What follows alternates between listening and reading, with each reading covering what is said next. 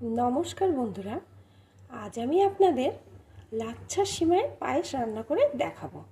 तार जन्य देखुन बंधुरा कड़ाईते आमी प्रथमे 1 लिटार परिमाण दूध बसिए दिएछि। এই দুধটা প্রথমে আমি একটু জাল দিয়ে ঘন করে নেব।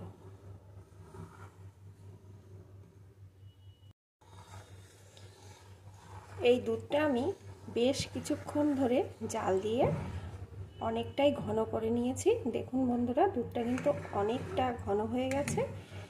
এখন আমি এই দুধটাকে একটু নামিয়ে সিমাইটাকে একটু ভেজে নেব।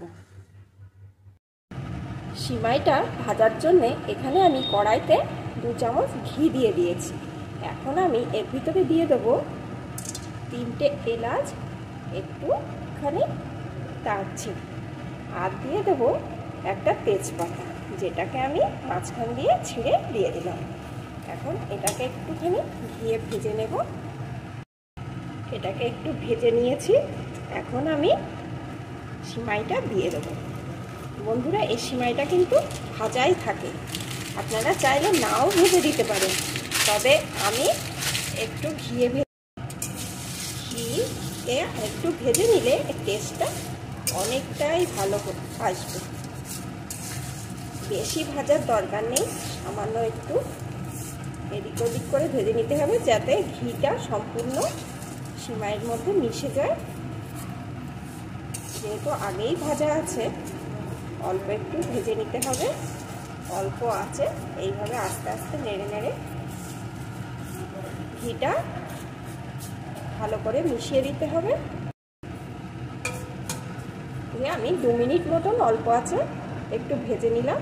এখন আমি এটাকে ওই ফোটানো দুধের মধ্যে দিয়ে দেব। এখন এই দুধের মধ্যে ভাজা সিমাইটা দিয়ে দেব।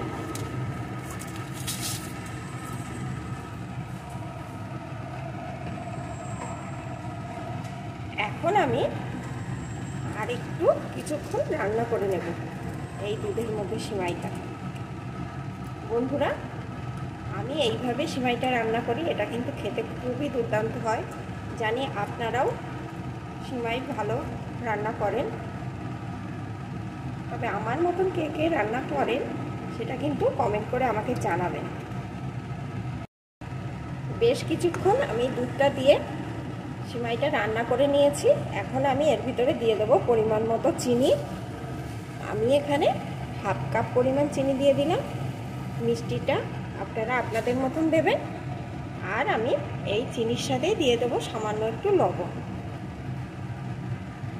আমি যে কোনো মিষ্টি খাবারে একটু লবণ পছন্দ করি, তাই লবণ দিয়ে দিলাম। আপনারা যারা লবণ পছন্দ করেন না তারা দেবেন না।